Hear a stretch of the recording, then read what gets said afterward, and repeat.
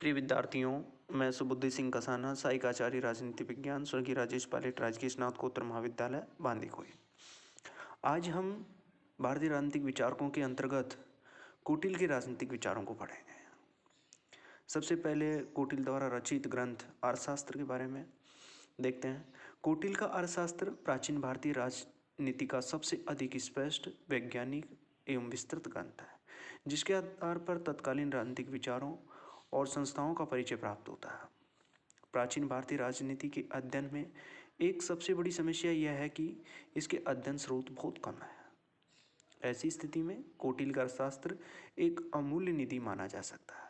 सन 1905 में doctor R Shyam Shastri द्वारा अर्थशास्त्र की खोज किए जाने और सन 1914 में इसके प्रकाशित होने से पूर्व भारतीय राजनीति जैसे किसी विषय के अस्तित्व में विश्वास नहीं किया जाता था। इस ग्रंथ ने भारत के राजनीतिक जीवन से संबंधित अनेक त्रुटियों को दूर किया। सालिटोर ने 4 कारणों से इस ग्रंथ को महत्वपूर्ण माना।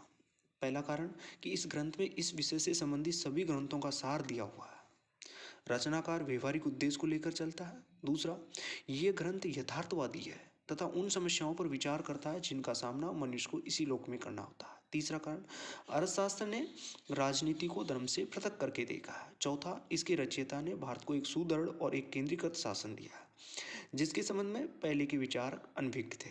अर्थशास्त्र के महत्व के संबंध में रामास्वामी का यह मत उल्लेखनीय है। उन्होंने कहा कि कोटिल अर्थशास्त्र से पूर्व की रचनाओं से इधर उधर फैली राजनीतिक बुद्धिमत्ता और शासनकाल के सिद्धांतों का एक संग्रह है। कोटिल ने शासनकाल को एक पृथक तथा विशिष्ट विज्ञान का रूप देने के प्रयत्न में उसको एक नए रूप में निर्वाचित किया है।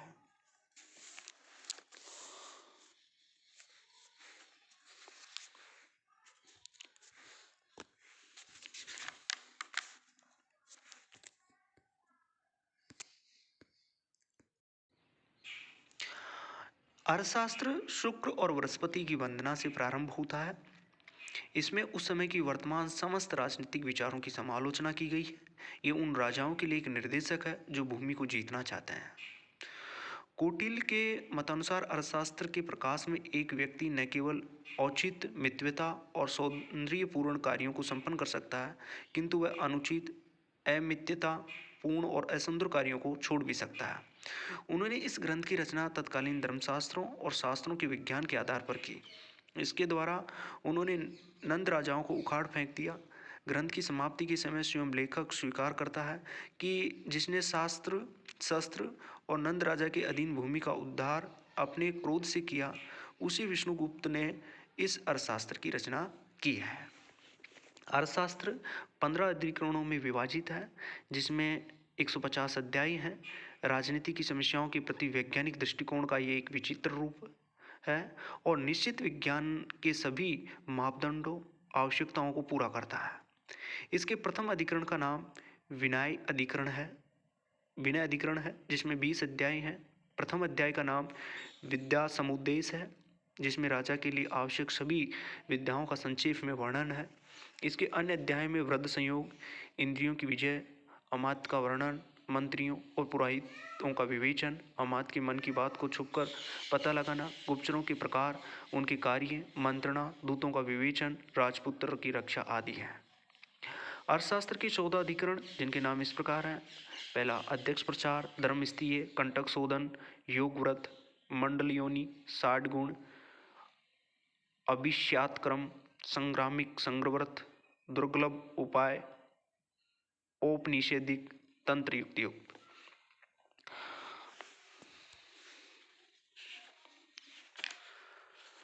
कोटिल के अर्थशास्त्र में दंडनीति को सभी पुरुषार्थों का स्रोत माना गया है। जीवन और संपत्ति की रक्षा, वर्णाश्रम धर्म का पालन केवल एक सुव्यवस्थित और सुप्रशासित समाज में ही हो सकता है। दंडधर संचार में धर्म, अर्थ, काम और मोक्ष को धारण करने वाला होता है।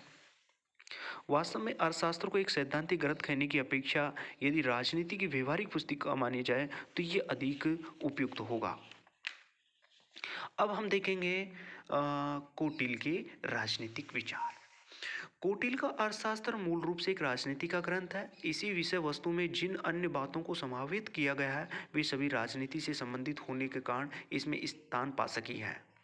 कौटिल्य की दृष्टि से मनुष्य की वृत्ति जीविका को अर्थ कहा जाता है। उन्होंने मनुष्य युक्त पृथ्वी को भी अर्थ माना है। ऐसी स्थिति में उनका अर्थशास्त्र एक ऐसा शास्त्र है जिसमें मनुष्यवती भूमि के लाभ तथा उसके पालन करने के उपायों का वर्णन किया गया है। कुछ विचारकों का कहना है कि प्राचीन भारत में अनेक राजनीतिक विचारधाराओं का अस्तित्व था। अर्थ प्रधान विचारधारा भी इन्हीं में से एक थी। कौटिल्य इस विचारधारा के समर्थक थे और इसलिए इनके ग्रंथ का नाम अर्थशास्त्र है। शुक्र ने अर्थशास्त्र को परिभाषित करते हुए बताया गया है कि श्रुति और स्मृति के अनुकूल जिस शास्त्र में राजनीति का वर्णन हो तथा धर्म और युक्ति पूर्वक अर्थ के उपार्जन के नियमों का वर्णन किया गया हो वह अर्थशास्त्र है। अर्थशास्त्र की विषय वस्तु मनुष्यों से युक्त भूमि की प्राप्ति और उस भूमि के उचित रूप से पालन करने के उपाय तथा साधन है। इस प्रकार इसमें राज्यशास्त्र और अर्थशास्त्र दोनों ही विषय आ जाते हैं। इसके अतिरिक्त समाजशास्त्र का बहुत कुछ अंश भी इसके क्षेत्र में आ जाता है। अब देखते हैं कौटिल्य के राज्य की उत्पत्ति संबंधी विचार और राज्य के स्वरूप से संबंधित विचारों को हम यहाँ देखते हैं। कौटिल्य ने राज्य की उत्पत्ति के संबंध में सामाजिक समझौता के सिद्धांत को स्वीकार किया है। एक स्थान पर उन्होंने बताया कि राज्य से पूर्व समाज में मत्स्य न्याय का प्रभाव था। जिस तरह से बड़ी मछली छोटी मछली को निगल जाती है, उसी तरह समाज के सबल पुरुष निर्बल पुरुष के विनाश में हमेशा सक्रिय रहा करते थे। इस व्यवस्था से तंग आकर लोगों ने विवस्वान के पुत्र मनु को अपना राजा बना लिया। ये लोग इसे अपने अन्न की उपज का छठा भाग, व्यापार द्वारा प्राप्त धन का 10वां भाग और सोने की आय का कुछ भाग कर के रूप में देने लगे। मनु को राजा नियुक्त करते समय इन लोगों ने ये स्पष्ट कर दिया था कि कर वे लोग राजा को तभी देंगे वे लोग कर राजा को तभी देंगे जबकि वह उनके योगक्षेम की समुचित व्यवस्था करता रहेगा।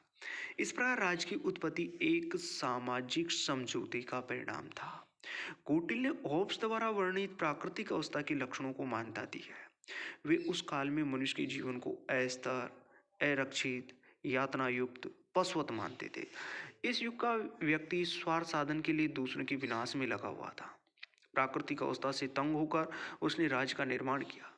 राजा को स्पष्ट रूप से बता दिया कि यदि वह राजा प्रजा के योगक्षेम की व्यवस्था के अपने कृत्यों से विमुख हो जाएगा तो उसे लोग धन और जन की सहायता देना बंद कर देंगे और वह इस प्रकार उनका राजा नहीं रहेगा। कौटिल्य ने राज्य की उत्पत्ति के अपने इस सिद्धांत में लोक वित्त पर जनता का अधिकार माना। उसके अनुसार राजा द्वारा बिना प्रजा की पूर्व अनुमति के उस पर कर नहीं लगाया जा सकते। वह धन एकत्रित करने उसे खर्च करने का अधिकार नहीं रखता। इस प्रकार कौटिल्य राजा की निरंकुशता पर एक महत्वपूर्ण प्रतिबंध लगाते हैं जो उनकी सूझबूझ को प्रदर्शित करता है। कौटिल्य राज्य के साविवी रूप में भी विश्वास करते हैं। उनके मतानुसार राज्य की 7 प्रकृतियां हैं। पहली स्वामी, दूसरी अमात्य, तीसरी जनपद, चौथी दुर्ग, पांचवी कोष, छठी दंड और 7वीं मित्र। इन प्रकृतियों को कौटिल्य ने राज्य के अव्यय कहकर संबोधित किया। इस प्रकार इनके मतानुसार राज्य एक ऐसा साविवी है जिसकी रचना 7 अवयवों से मिलकर होती है। राज्य की साविवी रूप का वर्णन कौटिल्य से पूर्व भी प्राप्त होता है। ऋग्वेद में इस विचार की थोड़ी झलक मिलती है। यजुर्वेद में भी बताया गया है कि विराट पुरुष की पीठ राष्ट्र है, उसके उदर, उसके कंधे, कटी, जंगा, घुटने आदि सभी उसकी प्रजा है। महाभारत के भीष्म और मनु ने भी राज्य के साविवी रूप का वर्णन किया है, किंतु उनमें कौटिल्य जैसी स्पष्टता नहीं है। अर्थशास्त्र ने भी राज्य के साविवी रूप का केवल उल्लेख मात्र किया है, किंतु यहाँ हमें राज्य के साविवी सिद्धांत का वास्तविक स्वरूप ज्ञात नहीं होता। ऐसी स्थिति में इस विषय में अधिक नहीं कहा जा सकता। कौटिल्य द्वारा वर्णित राज्य का साविवी रूप कोई विदेशी आयात नहीं है, वरना यह शुद्ध रूप से भारतीय है। इसका उद्गम स्थान ऋग्वेद का पुरुष सूक्त है। कौटिल्य के सिद्धांत की तुलना पाश्चात्य सिद्धांत से करना अनुचित रहेगा। कौटिल्य के राज्य की विभिन्न प्रकृतियों का उल्लेख किया। उन्होंने राजा के स्वरूप का वर्णन करते हुए उसे कार्यपालिका का सर्वोच्च अधिकारी माना है। उसके बाद मंत्रियों का नाम लिया गया है जो राजा को परामर्श देते हैं और शासन कार्यों को संचालित करते हैं। दुर्ग को राज्य की रक्षा के लिए आवश्यक माना गया, जबकि जनपद या भूभाग राज्य के अस्तित्व का एक भौतिक आधार है। कोष राज्य की जनता की सुख समृद्धि के लिए अनिवार्य है। दंड के बिना राज्य में शांति व्यवस्था नहीं की जा सकती। इसके अतिरिक्त मित्र राज्यों का होना राज्य के अस्तित्व और सुरक्षा के लिए जरूरी माना गया है। राजशास्त्र के आधुनिक विद्वान सामान्यतः राज्य के 4 आवश्यक तत्व मानते हैं। ये जैसे भूमि, जनसंख्या, सरकार और संप्रभुता। कौटिल्य ने इनमें कोश, द्रुग और मित्र को स्थान देकर तत्कालीन परिस्थितियों के प्रभाव को प्रदर्शित किया है।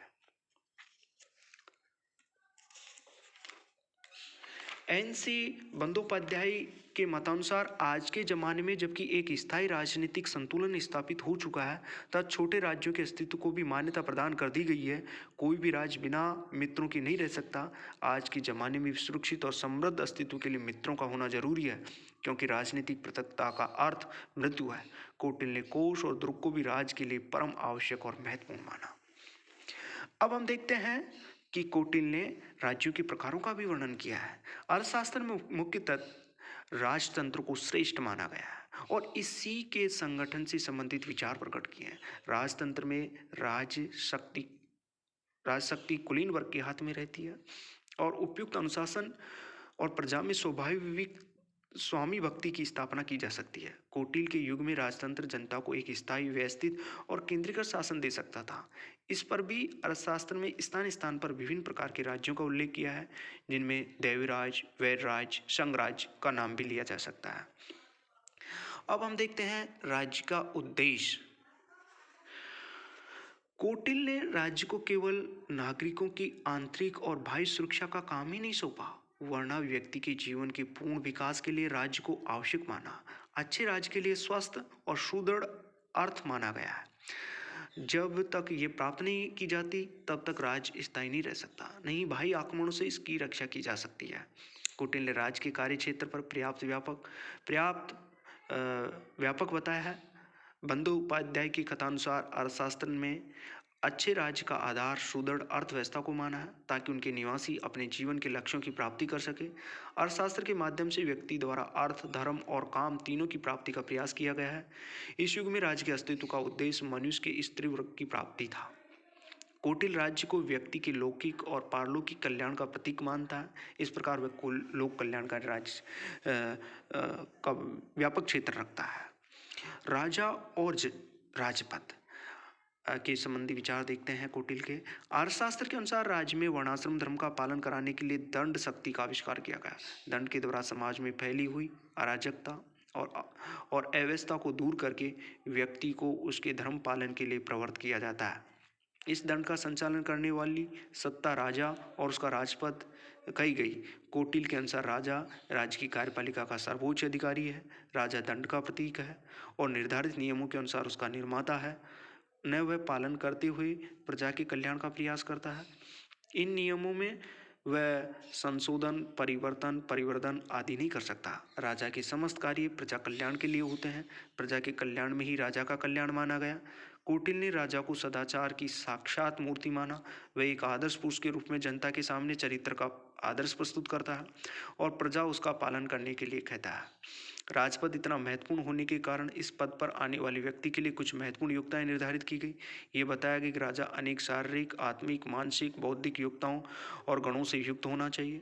कौटिल्य ने राजा की दिनचर्या निर्धारित की ताकि वह अपने समय का दुरुपयोग न करे, अपने कृत्यों का पालन करने में प्रमादी या व्यसनग्रस्त न बन जाए। राजा को चाहिए कि वह अपने कार्यों का संचालन यथासंभव इस दिनचर्या के अनुसार करे। राजा को उसके उत्तरदायित्व की दृष्टि से कुछ विशेष अधिकार भी सौंपे गए। राजा को अदंडनीय बताया गया। वह सभी प्रकार के राज्य करों से छूट दी गई उसे। ये व्यवस्था दी गई कि राज्य यदि संपत्ति का कोई अधिकारी नहीं है तो स्वयं राजा को ही प्राप्त है। धरती पर गड़े हुए धन का अधिकारी राजा को ही माना गया। न्यायालय में उसे एक साक्षी के रूप में नहीं बुलाया जा सकता था। कौटिल्य ने राजा की सत्ता पर कुछ सीमाएं भी निर्धारित की ताकि निरंकुश न बन जाए। राज्य का कानून और धर्म राजा की शक्ति पर अंकुश की तरह कार्य करता है। राजा सामाजिक परंपराओं और वर्णाश्रम धर्म के कृत्यों की अवहेलना नहीं कर सकता। राजा की जो दिनचर्या बताई गई उसके अनुसार राजा को इस प्रकार आचरण करने का अवसर दिया गया जिससे वह अन्य कर्मचारी अपना आदर्श बना सके। राजा को अपने रात दिन को 8 भाग करने को कहा गया। दिन के 8 भागों में उसके द्वारा किए जाने वाले कार्य इस प्रकार हैं। प्रथम भाग में पुलिस विभाग और राज्य की आय का व्यय का निरीक्षण करेगा। दूसरे में पूर्व और जनपद के निवासियों के मुकदमों की सुनवाई। तीसरे में स्नान, भोजन और स्वाध्याय। चौथे में कर विभाग का निरीक्षण करेगा, विभिन्न विभाग अध्यक्षों की नियुक्ति करेगा। पांचवें में मंत्रिपरिषद के साथ मंत्रणा और गुप्तचरों से सूचना प्राप्ति। छठे में इच्छानुसार विहार एवं विचार। सातवें में हाथी घोड़े रथ शस्त्रों की देखभाल। आठवें में सेनापति के साथ पराक्रम संबंधी चर्चा। दिन की भांति रात को भी 8 भागों में बांटा गया। इसके प्रथम भाग में राजा गुप्तचरों का निरीक्षण करे, द्वितीय में स्नान भोजन स्वाध्याय करे, तीसरे में शंख ध्वनि के साथ रण निवास में प्रवेश करे, चौथे और पांचवें भाग में शयन करे, छठे भाग में गाना बजाना सुनकर जाग जाए। इसी भाग में दिन के आवश्यक कार्यों का विचार कर सातवें भाग में गुप्त मंत्रणा करके गुप्तचरों की आवश्यकता अनुसार इधर उधर भेजे। आठवें भाग में आचार्य पुरोहितों का आशीर्वाद ग्रहण कर वैद्य ज्योतिष रसोई या से शरीर के स्वास्थ्य के बारे में विचार विमर्श करे। प्रातःकाल होने पर वह बछड़ी वाली गाय तथा बैल की परिक्रमा करके दरबार में प्रवेश करे। ऐसा राजा की दिनचर्या का अर्थशास्त्र में उल्लेख मिलता है। कौटिल्य का अर्थशास्त्र क्योंकि सैद्धांतिक विवेचना की अपेक्षा एक व्यवहारिक ग्रंथ अधिक है, इसलिए इसमें राजा की सुरक्षा उसके राजभवन के प्रबंधन के संबंध में विस्तार से विवरण प्राप्त होता है।